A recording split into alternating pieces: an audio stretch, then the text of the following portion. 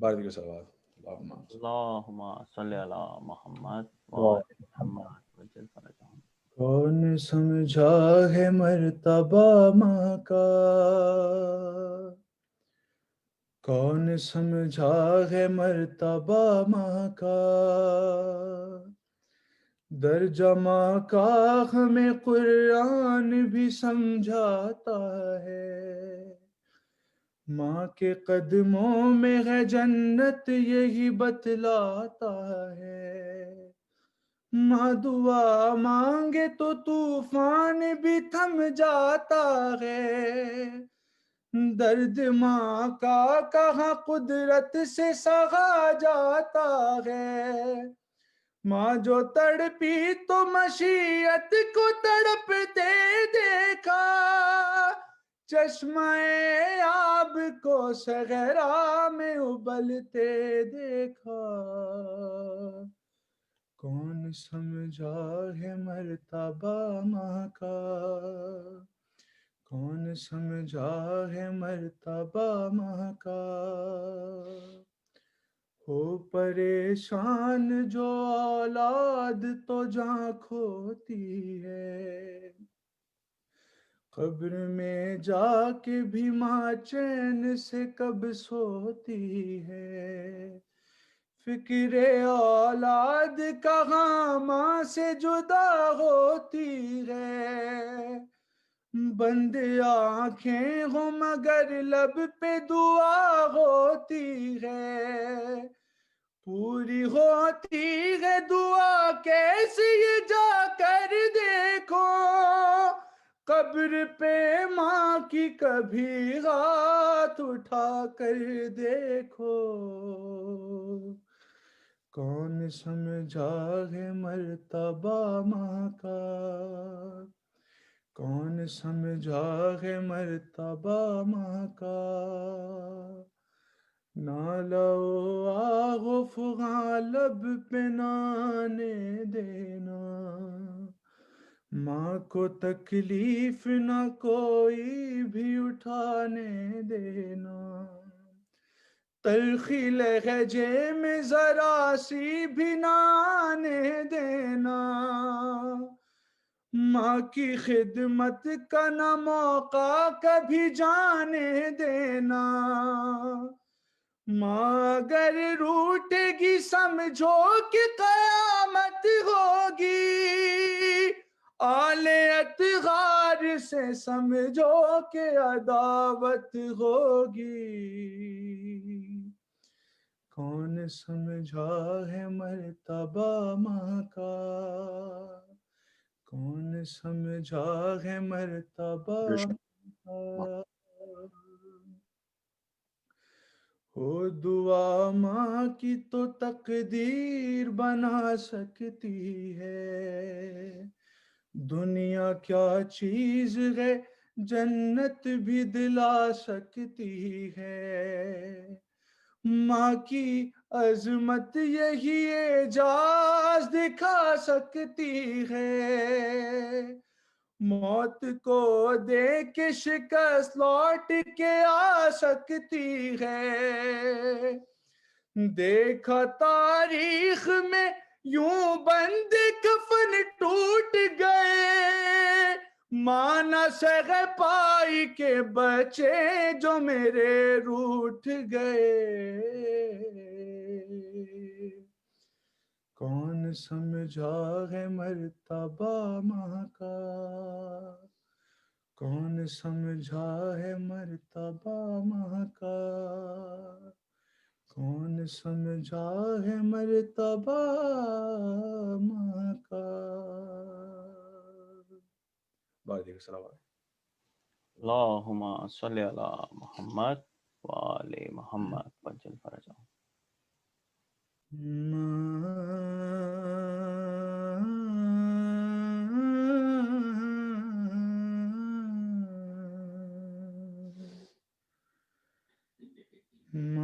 موت کی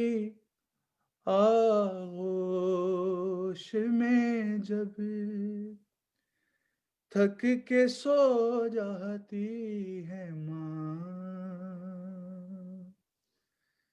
کبھی کہیں جا کر رضا تھوڑا سکون پاتی ہے ماں.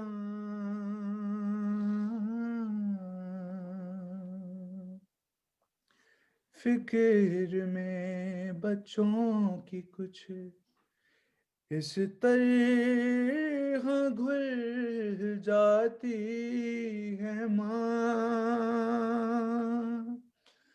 نوجوان ہوتے ہوئے بوڑھی نظر آتی ہے ماں.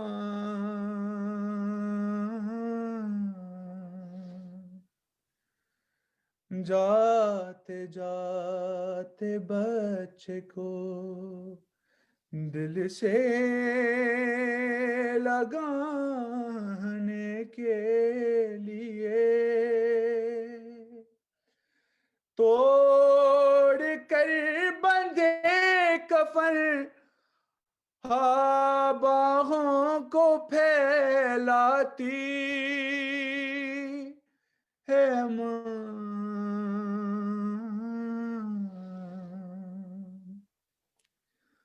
مانگتی ہی کچھ نہیں اپنے لیے اللہ سے، اپنے بچوں کے لیے دامن کو پھیلاتی ہے ماں.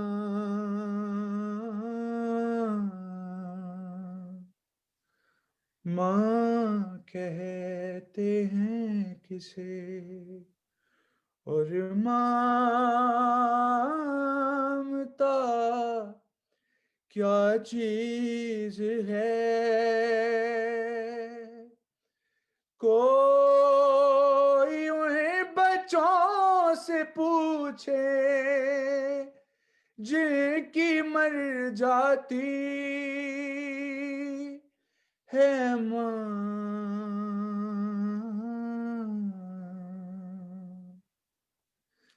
چاہے ہم خوشیوں میں ماں کو بھول جائیں دوستوں،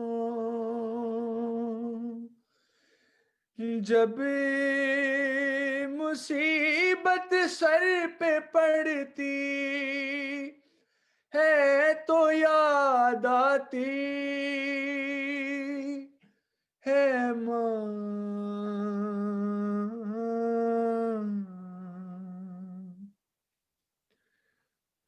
گھر سے جب پردیس جاتا ہے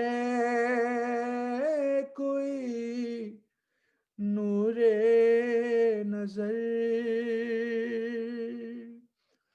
ہاتھ میں قرآن لے کر در پہ آ جاتی ہے ماں.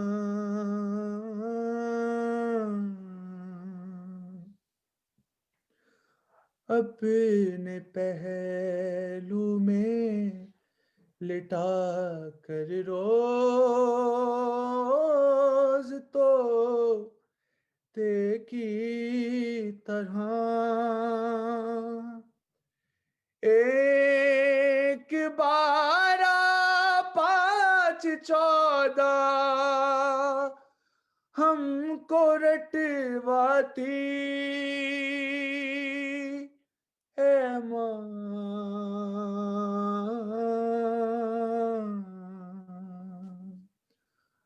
اپنے غم کو بھول کر روتے ہیں جو شبیر کو، ان کے اشکوں کے لیے جنت سے آ جاتی ہے ماں،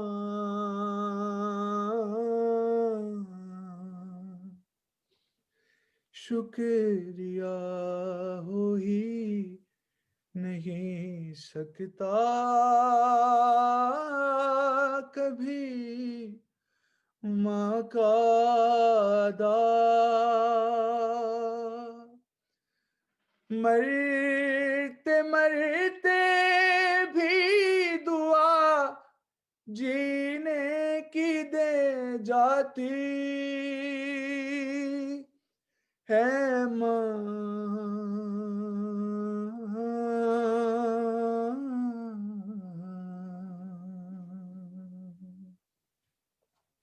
بار دیگر صلوات اللہم صلی اللہ اللہم صلی علی محمد و آل محمد. ماشاء اللہ بھائی اشرف بہت اچھا.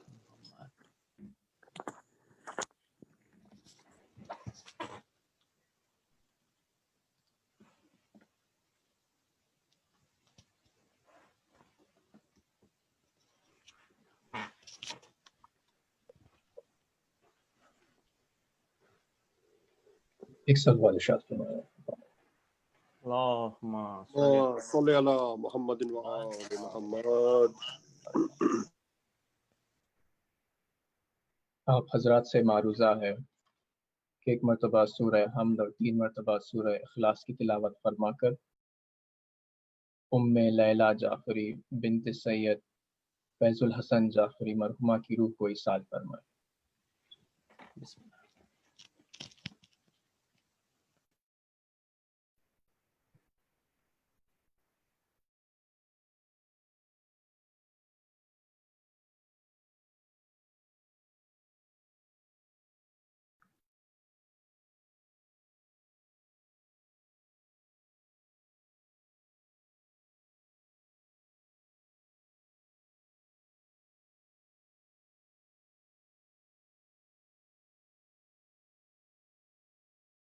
لا حول ولا قوة إلا بالله العلي العظيم. أعوذ بالله من الشيطان اللعين الرجيم. بسم الله الرحمن الرحيم. الحمد لله الذي هدانا لهذا وما كنا لنهتدي لولا أن هدانا الله. لقد جاءت رسول ربنا بالحق. الصلاة والسلام على جميع الأنبياء والمرسلين. خاتم النبيين شفيع المذنبين رحمة للعالمين طه وياسين. سيدنا ونبينا حبيبنا وطبيب نفوسنا على النبي الأمي البدر الجلي الكوكب الدري البشير والنذير الرسول المسدد على الأشير الممجد على المصطفى الأمجد حبيب إله العالمين أبي القاسم محمد. صل على محمد وعلى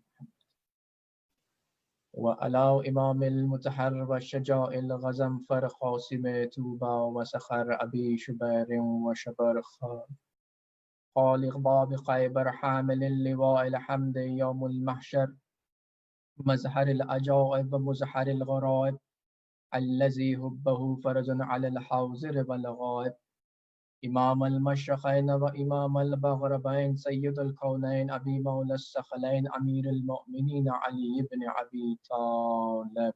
اللهم صل على محمد محمد وجل فرجهم وعلى أهل بيته الطيبين الطاهرين المعصومين المظلومين ولعنة الله على أعدائهم أجمعين من يومنا هذا إلى يوم الدين. أما بعد فقد قال الله سبحانه وتعالى في محكم كتابه الكريم. بسم الله الرحمن الرحيم. الذين آمنوا وتطمئن قلوبهم بذكر الله ألا بذكر الله تطمئن القلوب. اللهم صل على محمد وعلى محمد. عزیزان محترم، خداوند عالم کلام بلاغت میں ارشاد فرما رہا ہے. سورہ رات کی 28ویں آیہ مبارکہ کہ یہ ارشاد گرامی الذین آمنوا وتطمئن قلوبهم بذکر اللہ، صاحبان ایمان وہ ہیں کہ جو اپنے دلوں کو مطمئن کرتے ہیں، تطمئن قلوبہم بذکر اللہ، اللہ کے ذکر سے، یاد الہی سے اپنے دلوں کو مطمئن کرتے ہیں، اطمینان پہنچاتے ہیں۔ اللہ بذکر اللہ تطمئن القلوب، اللہ کا ذکر ہے ہی ایسا کہ جس کے کرنے سے انسانوں کے دل مطمئن ہو جاتے ہیں۔ یہ آیہ وافل ہدایہ گویا اس بات کی طرف اشارہ کر رہی ہے کہ اول تو یہ کہ الذین آمنوا، کہ وہ لوگ جو ایمان لائے ہیں ان کی نشانی یہ ہے کہ تطمئن قلوبہم بذکر اللہ، اپنے دلوں کو مطمئن کرتے ہیں، اپنے دلوں کو تسکین پہنچاتے ہیں، اپنے دلوں کو آرام پہنچاتے ہیں۔ کس طرح سے؟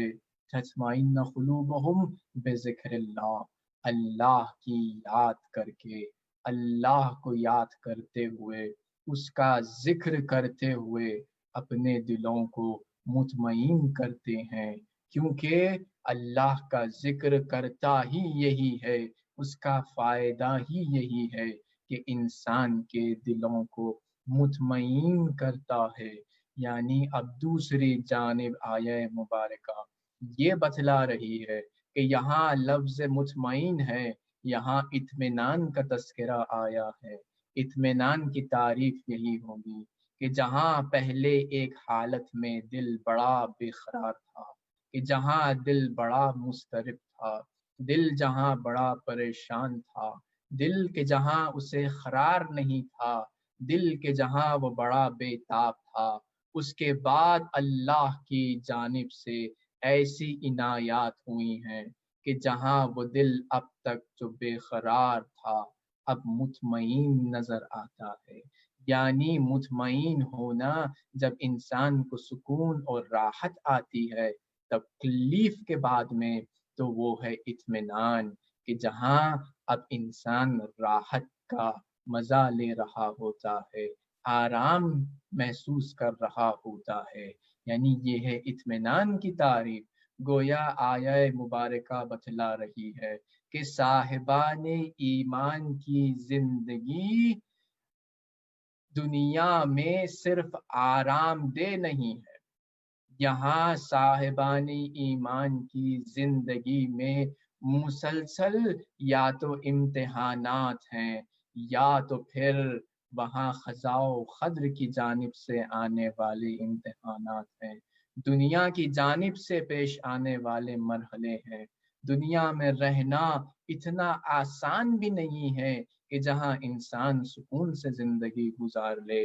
دنیا میں رہنا ایک بڑی قربانی کے مانند ہے، اس لیے کہ نہیں معلوم کہ کون سے موقع پر اور کیا حادثہ پیش آئے، کون سے موقع پر انسان کو کن کن مرحلوں سے دو چار ہونا پڑے۔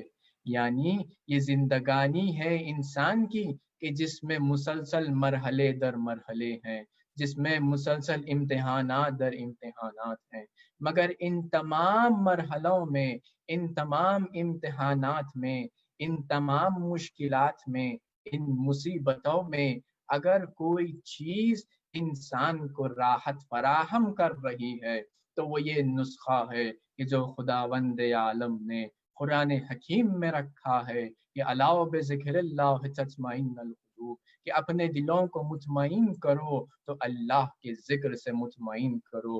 ہم آج کے دور میں دیکھ رہے ہیں کہ کس طرح دل ہمارے مضطرب ہو جاتے ہیں، کس طرح دل کو تکلیف پہنچ جاتی ہے، کیونکہ یہ وہ دور ہے کہ جہاں انسان، میں سمجھتا ہوں، پہلے سے زیادہ مادہ پرستی کی جانب بڑھنے لگا ہے، کہ جہاں ٹیکنالوجی کے ایڈوانسمنٹ اور بڑھتی ہوئی ترقی، یہ ساری پروگریس انسان کو مٹیریلزم کی طرف لے جا رہی ہے، مادہ پرستی کی طرف لے جا رہی ہے، مادیت کی جانب لے جا رہی ہے۔ تو اب اندازہ لگائیے کہ ایسے عالم میں جہاں یہ انسان زندگی گزار رہا ہے، جہاں یہ اللہ کا ماننے والا زندگی گزار رہا ہے تو اطراف میں کتنی چیزیں ہیں، یہ زمانے کی نیرنگیاں اسے اپنی جانب بلا رہی ہیں۔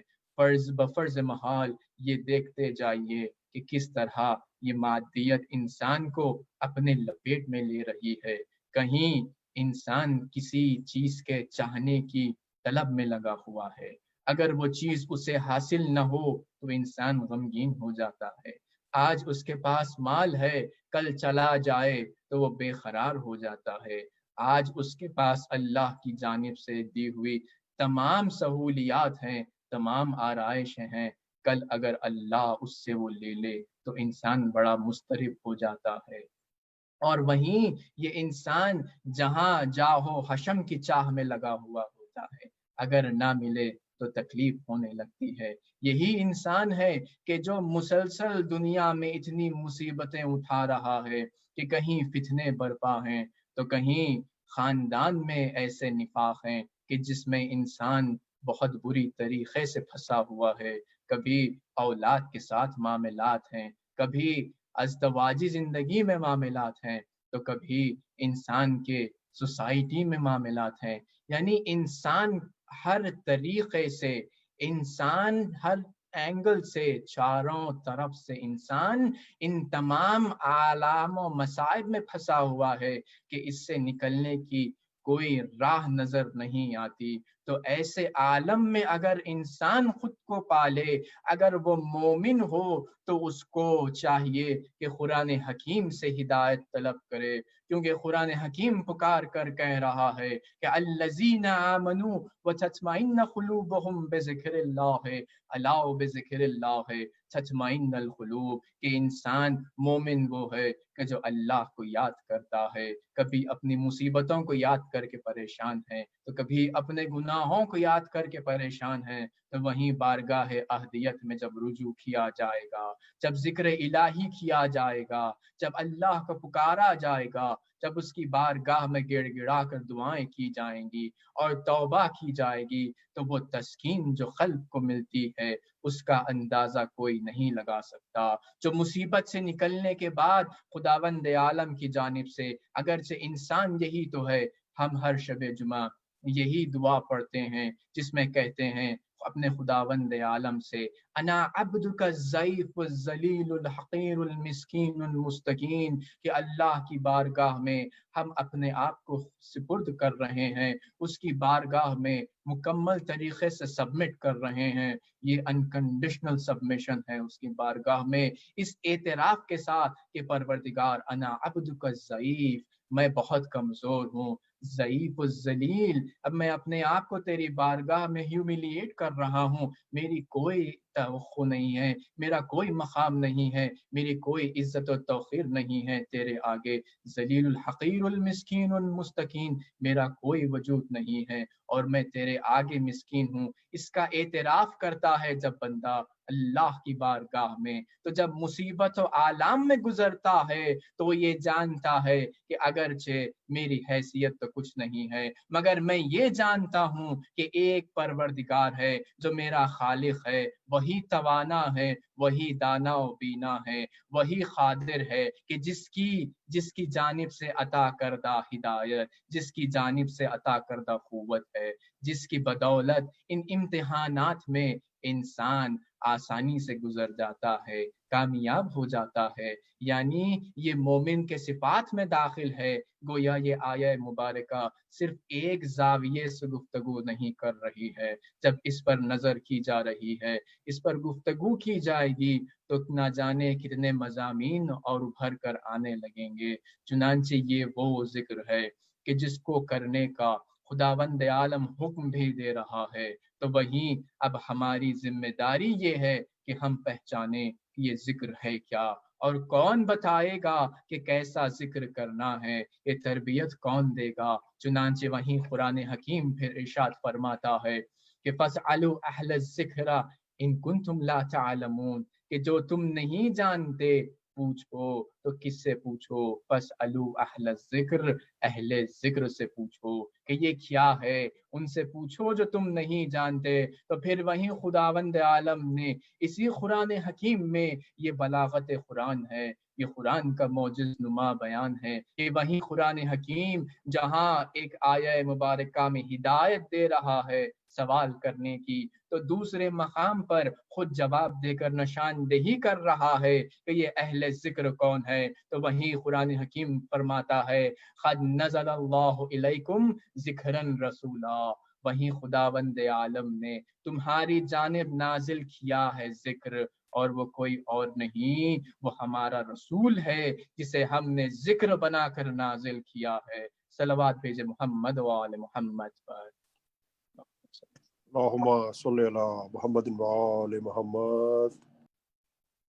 یہ پیغمبر اکرم ہے اور یہ آپ کی ذریت ہے کہ جو یہ ذکر کی تربیت دے گی۔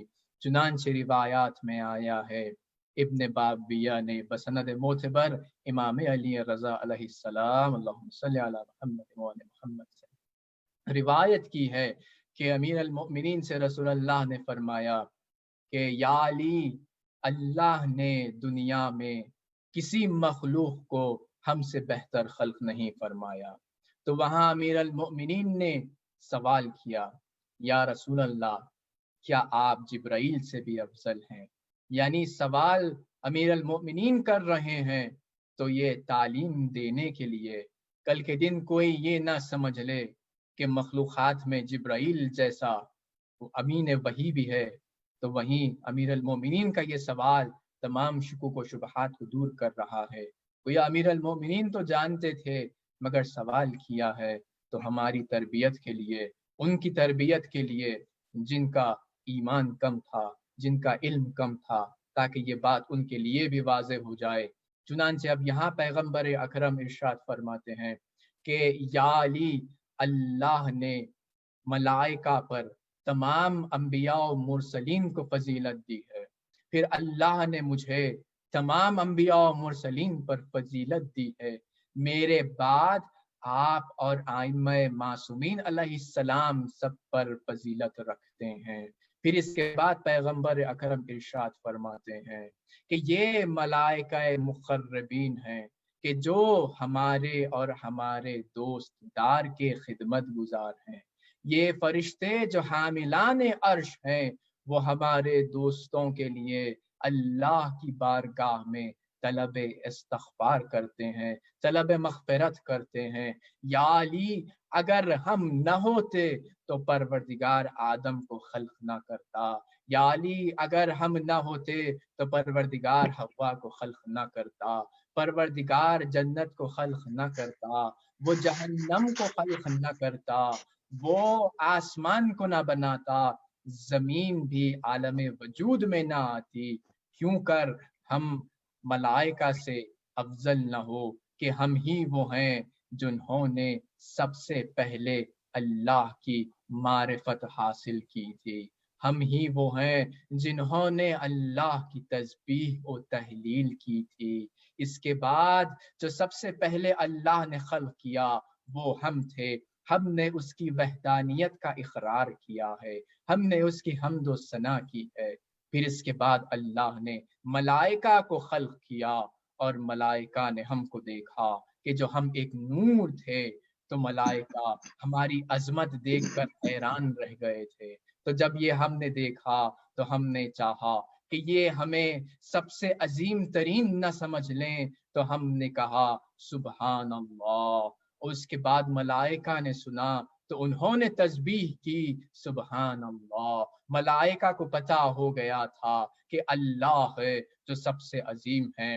اس کے بعد ہم نے دیکھا کہ یہ ملائکہ کہیں ان کو یہ معلوم نہ ہو جائے، کہیں وہ یہ نہ سمجھ بیٹھیں کہ اللہ کی عظمت و بزرگی میں ہم بھی شامل ہیں، لہٰذا ہم نے کہا لا الہ الا اللہ، تاکہ ملائکہ کو پتہ چل جائے کہ اللہ کی بزرگی میں کوئی شریک نہیں ہے۔ لہٰذا ملائکہ نے کہا لا الہ الا اللہ۔ پھر ہم نے یہ دیکھا کہ کہیں ملائکہ یہ نہ سمجھ لیں کہ ہم ہی سب سے بلند برتر ہیں۔ چنانچہ ہم نے کہا اللہ اکبر، تو ملائکہ نے کہا اللہ اکبر۔ جب ہم نے یہ دیکھا تو پھر اس لیے کہ کہیں ملائکہ یہ نہ سمجھ لیں کہ یہ طاقت، یہ قوت جو اللہ نے ہم کو عطا کی ہے یہ ہماری ہے، چنانچہ ہم نے کہا لا حول ولا قوت الا باللہ، تاکہ ملائکہ پر یہ ظاہر ہو جائے، ملائکہ کو یہ تعلیم ہو جائے کہ جو قوت و قدرت اللہ نے دی ہے یہ اللہ کی ہمیں نعمت کرتا ہے، یہ ہماری اپنی نہیں ہے۔ پھر اس کے بعد ملائکہ نے کہا لا حول ولا قوت الا باللہ۔ پھر اس کے بعد ہم نے یہ دیکھا کہ کہیں ملائکہ یہ نہ سمجھ جائیں کہ یہ منصب، یہ مرتبہ، یہ بلندی ہم کو اس حمد کی وجہ سے ملا ہے، تو ہم نے کہا الحمدللہ، تو ملائکہ نے کہا الحمدللہ۔ پھر اس کے بعد اللہ نے آدم کو خلق کیا اور آدم کے صلب میں ہمارے نور کو رکھا، اور پھر فرشتوں کو حکم دیا کہ آدم کو سجدہ کریں۔ آدم کو فرشتے سجدہ تکریمی کر رہے تھے کیونکہ صلب آدم میں ہمارا نور رکھا گیا تھا۔ صلوات بھیجے محمد اللہم صلی علی محمد و آل محمد عجل فرج۔ یہ ذکر ہے، یہ ذکر ہے کہ جو اہل بیت علیہم السلام کائنات میں سب سے پہلے ملائکہ کو تعلیم دے رہے ہیں، اور ایسی تعلیم نہ صرف ذکر کی تعلیم ہو رہی ہے بلکہ وہ تعلیم بھی ہو رہی ہے تو وہاں وحدانیت کا تحفظ بھی ہو رہا ہے، عزت و جلالت الہی کا تحفظ بھی ہو رہا ہے، اس کی بھی تعلیم دی جا رہی ہے۔ یہ مقام آل محمد ہیں کہ یہی آل محمد ہیں کہ جن کو اللہ نے جب زمین پر بھیجا ہے تو کس بزرگی، کس عظمت کے ساتھ بھیجا ہے، کس عظمت کے ساتھ بھیجا ہے، کس اہتمام کے ساتھ بھیجا ہے، کہ یہی وجہ ہے کہ اگر زمین پر آج اللہ کی عبادت کی جا رہی ہے، زمین پر اگر اللہ کا ذکر کیا جا رہا ہے، اگر یہ دل اللہ کی عبودیت میں لگے ہیں، اس کو یاد کرنے میں لگے ہیں، تو یہ جان لیجئے کہ یہ صرف ہمارے ایمان کی وجہ سے نہیں، یہ ہماری بدولت، ہماری معرفت صرف اسی بدولت سے نہیں ہے، بلکہ یہ وجود آل محمد کا اثر ہے کہ ہمارے دل اللہ کی جانب کھینچے چلے جاتے ہیں، یہ ان کے وجود کی برکت ہے، یہ ان کے نور کی ہدایت کا اثر ہے، یہ آل محمد ہیں کہ جو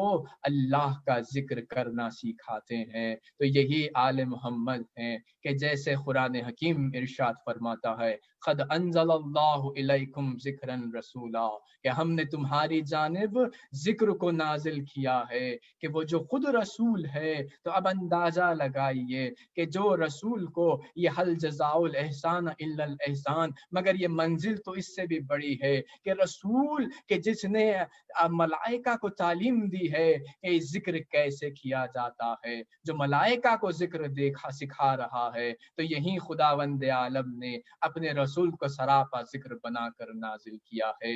یہ ذکر خود پیغمبر اکرم ذکر ہیں اور آپ کی ذریت ذکر ہے کہ جن کا نام اگر کسی مجنون پر پڑھ دیا جائے تو اس سے شفا ہو جاتی ہے، یعنی یہ آل محمد ہیں کہ جن کا ذکر کرنا اللہ کا ذکر کرنا ہے، جن کا ذکر اللہ کے قریب لے جاتا ہے، جن کا ذکر دلوں کو زندہ کرتا ہے، جن کا ذکر اللہ کے قریب پہنچاتا ہے، اس کی معرفت میں اضافہ کرواتا ہے۔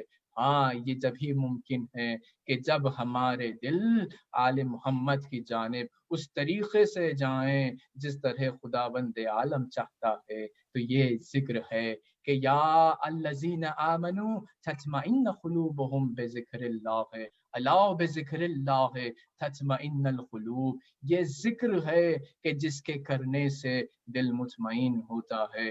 سوال یہاں پر یہ ہے کہ آج کے دور میں، خواہ کسی بھی دور میں کیوں نہ ہو، کیا مال انسان کے دل کو مطمئن کر سکتا ہے؟ کیا مال و دولت انسان کو وہ راحت و تسکین پہنچا سکتی ہے؟ فی زمانہ اگر دیکھا جائے تو جہاں انسان جب ان حالات سے دوچار ہوتا ہے تو طبیب کا مشورہ بھی یہی ہوتا ہے کہ کچھ چینج کے لیے کسی مقام پر چلے جائیں، کچھ سیاحت کریں، کہیں گھومنے پھرنے کے لیے جائیں، تاکہ کوئی جو نگیٹیوٹی ہے دل ہلکا ہو جائے، دل کو سکون ملے۔ مگر کیا حقیقت میں مال ہی وہ ہے کہ جو انسان کو تسکین دیتا ہے؟ نہیں عزیزان محترم، مال، ہاں مال سے ہم دین کی خدمت کرتے ہیں، اگر ہو مال تو اسے چاہیے کہ تسکین حاصل کرے اللہ کے دین کی خدمت کر کے، جس بھی طریقے سے ہو۔ اور وہ جن کے پاس مال نہیں ہے ان کے لیے احادیث روایت میں آیا ہے کہ امیر المؤمنین ارشاد فرماتے ہیں کہ ایک فقراء کا گروہ، ان کی جماعت رسول اللہ کی خدمت میں آئی اور انہوں نے آ کر عرض کیا کہ یا رسول اللہ، کہ ہم فقراء ہیں، مالدار کے پاس مال و دولت ہے، وہ حج کرتے ہیں، ہم حج نہیں کر سکتے۔ مالدار کے پاس اتنا مال ہے کہ وہ غلام آزاد کرتا ہے، ہم نہیں کر سکتے۔ اس کے پاس مال و دولت ہے، وہ قتال کر سکتا ہے، ہم نہیں کر سکتے۔ اس کے پاس مال ہے، وہ تصدق کر سکتا ہے، یعنی صدقہ دیتا ہے، مگر ہم نہیں دے سکتے۔ تو وہیں پیغمبر اکرم نے ارشاد فرمایا کہ جو 100 مرتبہ اللہ اکبر کہے گا اس کا ثواب ایسا ہے گویا اس نے اللہ کی راہ میں 100 غلام آزاد کیے ہوں، اس سے کہیں زیادہ ثواب ہے۔ پھر فرمایا کہ جو 100 مرتبہ الحمدللہ کہتا ہے گویا اس نے وہ حج کا ثواب پایا ہے کہ جس میں اس نے 100 اونٹ قربانی دیے ہوں۔ پھر فرمایا کہ جو سبحان اللہ کہتا ہے اس کا ثواب ایسا ہے کہ جس نے راہ خدا میں قتال کے لیے 100 گھوڑے مجاہدین کے لیے دیے ہوں۔ پھر فرمایا کہ جو لا الہ الا اللہ کہتا ہے 100 مرتبہ اس کا ثواب بہت بڑا ہے۔ اس کے بعد یہ خبر جب اغنیاء کو پہنچی، جب مالداروں کو پہنچی، تو انہوں نے بھی یہ عمل انجام دینا شروع کر دیا۔ یہ فقراء کا گروہ رسول اللہ کے پاس آیا، کہا یا رسول اللہ، یہ مالدار لوگ بھی یہ عمل انجام دینے لگے ہیں۔ تو پیغمبر اکرم نے ارشاد فرمایا یہ لطف الہی ہے کہ وہ جسے دینا چاہتا ہے دیتا ہے، یعنی تطمئن قلوبہم ضروری نہیں ہے کہ جب مال ہو تو ہی ہے، بس یاد الہی وہ ہے کہ جہاں انسان دنیا کے مصیبت و آلام میں گھر جائے، خواہ مال رکھتا ہو یا نہ رکھتا ہو، دونوں صورتوں میں خداوند عالم کی بارگاہ وہ ہے کہ جہاں انسان رجوع کر جائے تو اس کا دل مطمئن ہو جاتا ہے۔ ہاں عزیزان محترم، اس مختصر سے گفتگو کا یہی حاصل ہے کہ قرآن حکیم ہم کو یہ ہدایت دے رہا ہے کہ اپنے دلوں کو اطمینان پہنچاؤ، اپنے دلوں کو مطمئن کر لو، کیونکہ یہ اطمینان، یہ مطمئن کرنا ذکر الہی سے در حقیقت روح کی غذا ہے کہ جس سے معرفت میں اضافہ بھی ہوتا ہے، ایمانی درجات میں اضافہ بھی ہوتا ہے، تقوی میں بھی اضافہ ہوتا ہے۔ الغرض عزیزان محترم، آج کی مجلس برائے ایصال ثواب ہے، اور یہ مجلس برائے ایصال ثواب ان والدہ کے لیے ہے جو ڈاکٹر علی شاہ کی والدہ تھیں اور جناب عابد شاہ کی والدہ تھیں۔ یہ ماں تھیں کہ جو دنیا سے گزر گئیں۔ ہاں قرآن حکیم جب والدین کی بات آتی ہے تو وہاں کہتا ہے وَوَصَّيْنَا الْإِنسَانَ بِوَالِدَيْهِ حَمَلَتْهُ أُمُّهُ وَهْنًا عَلَى وَهْنٍ وَفِصَالُهُ فِي عَامِينَ أَنِ اشْكُرْ لِي وَلِوَالِدَيْكَ إِلَيَّ الْمَصِيرُ، کہ جہاں قرآن حکیم کہتا ہے کہ ہم وصیت کر رہے ہیں والدین کے حق میں، ہم یہ یاد دہانی کرا رہے ہیں کہ کیسی یاد دہانی کہ ایک ماں ہے جو اپنے آغوش میں اپنی کوکھ میں اولاد کو لیے ہوئے پروان چڑھاتی ہے، اور کیسے وہنن علا وہنن اور دوران حمل تکلیف پہ تکلیف برداشت کرتی ہے۔ یوں تو ظاہراً کسی کو شاید ہی تکلیف کا احساس ہو کہ کیا ہو رہا ہے، مگر یہ ماں ہے کہ جو تکلیف پہ تکلیف برداشت کر رہی ہے، وقت ولادت آتا ہے تو اس تکلیف کا اندازہ نہیں لگایا جا سکتا۔ یہ بات مجھے یاد آئی کہ جہاں ایک شخص نے کہا رسول اللہ سے کہ کیا میں نے اپنی ماں کا حق ادا کر دیا، حتیٰ یہ کہ اپنے کاندھوں پر ماں کو حج بھی کروایا ہے؟ کہا کہ نہیں، اس لیے کہ جو تکلیف ماں نے اس وقت برداشت کی تھی، وہ وقت جو وقت ولادت تھا تمہارا، وہ کبھی ادا نہیں ہو سکتا۔ اور تو اور یہ ابتدائے ہے انسانیت کی کہ جہاں ماں ایسی تکلیف برداشت کر رہی ہے، مگر جب اولاد پروان چڑھنے لگتی ہے تو ماں کا دل ہے جو مسلسل اولاد کے لیے دعائیں کرتا ہے۔ یہ وہ بہتر جانتے ہیں کہ کتنی جلد قبول ہوتی ہے ماں کی دعا اولاد کے حق میں، اور یہ بے چینی ماں کے دل کو ہمیشہ رہتی ہے۔ اور اگرچہ اولاد یہ کوئی بات اپنی ماں سے چھپا دے، مگر ماں ہے کہ اللہ نے ایسی منزلت پر اس انسان کو بٹھایا ہے کہ جہاں تصور ہی نہیں کر سکتے کہ جو اپنی تمام قربانیاں دے دیتی ہیں، تمام طاقت اپنی اولاد پر صرف کر دیتی ہے، اس قدر بے لوث ہو کر اولاد کی خدمت کرتی ہے، وہ بدل میں کوئی چیز ان سے طلب نہیں کرتی، اپنا سب کچھ لگا دیتی ہے۔ یعنی یہ وہ ماں ہے کہ اندازہ لگائیے کہ یہ وہ منصب ہے، اگر اس منصب سے ایسے فضیلتیں ظاہر ہو رہی ہوں تو اب اندازہ لگائیے اس کا جس نے اس منصب کو بنایا ہے وہ کتنا بڑا رحیم ہے، وہ کتنا بڑا غفور ہے، وہ کتنا بڑا ارحم الراحمین ہے۔ ہاں یہ مختصر سی تعریف ہے، مگر الفاظ فضیلت کو تو بیان نہیں کر پائیں گے کہ جو قرآن بیان کرتا ہے ہماری کیا حقیقت ہے، کہ کس طرح ہم ان باتوں کا تذکرہ کریں، مگر اسی طریقے سے جس طرح قرآن حکیم ہمیں تعلیم دیتا ہے، ائمہ علیہ السلام ہمیں تعلیم دیتے ہیں، وہی ہمیں سکھاتے ہیں۔ بہرحال عزیزان محترم، یہ ماں ہے کہ جو ہمیشہ اپنی اولاد کی فکر میں رہتی ہے، اور ان تمام امہات کے لیے ایک ماں ہے جو مشعل راہ ہے۔ یا کربلا میں دیکھیے تو وہ نظر تو نہیں آتی مگر بے چین ضرور ہے، وہ ماں کہ جب اپنے فرزند کو مدینہ چھوڑتے دیکھ رہی ہیں تو اپنے فرزند کے ہمراہی میں ہے، وہ ماں کربلا کا منظر بھی دیکھ رہی ہے، وہ ماں جب قافلے جاتے ہیں تو کبھی اپنی پوتی کو اپنی آغوش میں لیے ہوئے اس کو سنبھالتی ہوئی نظر آ رہی ہے۔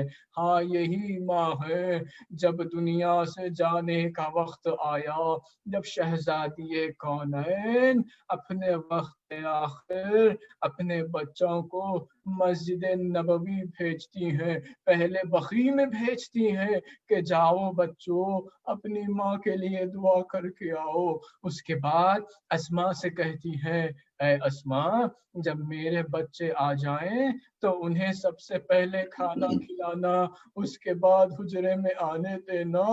اسی اثنا میں بچے حجرے میں داخل ہوئے، بیت الشرف میں داخل ہوئے، اسماء نے کہا شہزادو پہلے کھانا تناول فرما لو۔ شہزادے کہتے ہیں اسماء کیا تمہیں نہیں پتا کہ ہم نے کبھی اپنی ماں کے بغیر کھانا نہیں کھایا ہے، یہ ماں کی تڑپ تھی کہ جو اپنی اولاد پر گزرنے والے غم و علم کو دیکھ رہی تھی تو کہا پہلے انہیں کھانا کھلا دو، اس لیے کہ اس کے بعد ان پر وہ مصیبتیں آئیں گی کہ یہ حال غیر ہو جائے گا۔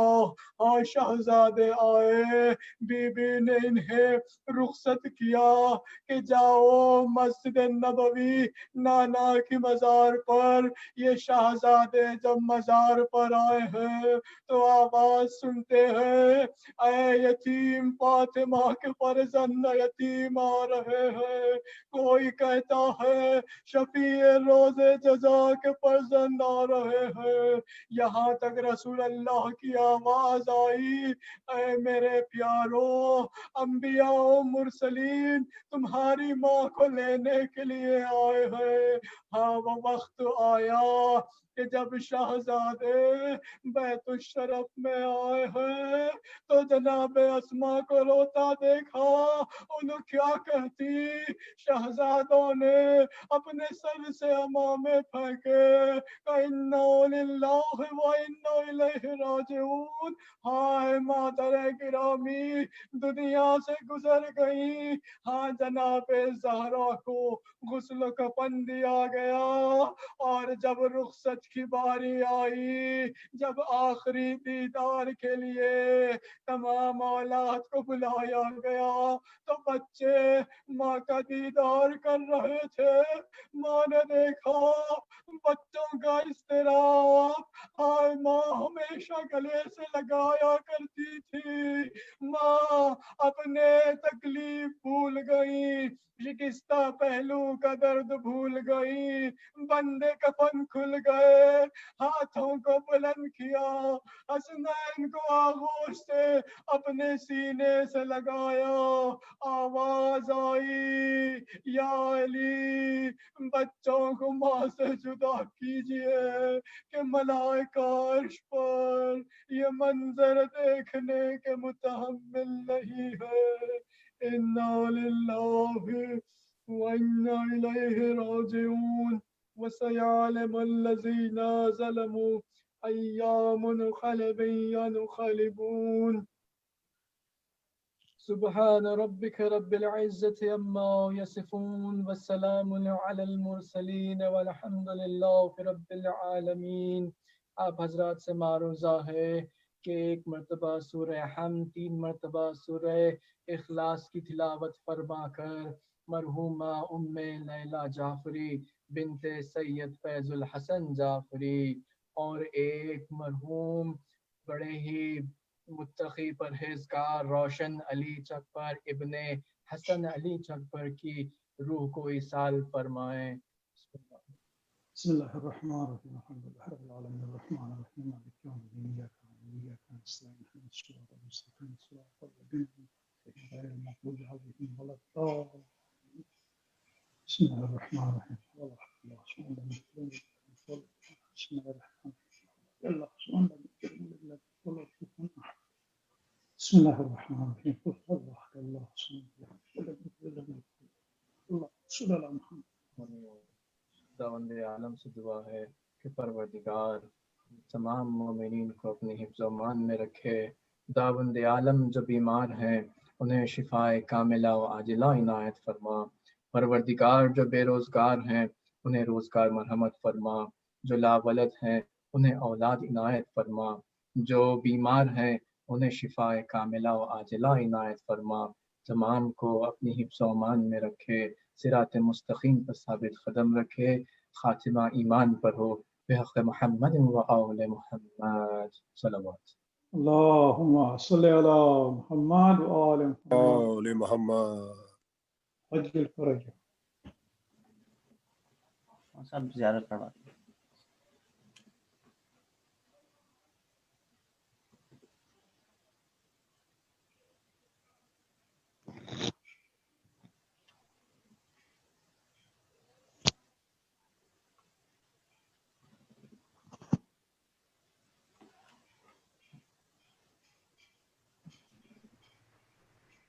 السلام علیکم یا ابا عبداللہ، السلام علیکم یا ابن رسول اللہ، السلام علیکم یا سائر الشہداء، مختصر سيدي ومولاي أبا الفضل العباس بن أمير المؤمنين. السلام عليكم ورحمة الله وبركاته. السلام عليك يا غريب الغرباء، السلام عليك يا معين الزعفاء والكفراء، السلطان أبا الحسن يا علي بن موسى أيها الرزاق. السلام عليكم ورحمة الله وبركاته. السلام عليك يا آل محمد صلى الله عليه وآله. السلام عليك يا صاحب العصر والزمان. السلام عليك يا خليفة الرحمن. الأمان الأمان الأمان من فتنة الزمان. أجل الله تعالى فرجك وسأل الله تعالى مخرجك وظهورك. السلام عليكم ورحمة الله وبركاته. اللهم صل على محمد وآل محمد وعجل الفرج. محمد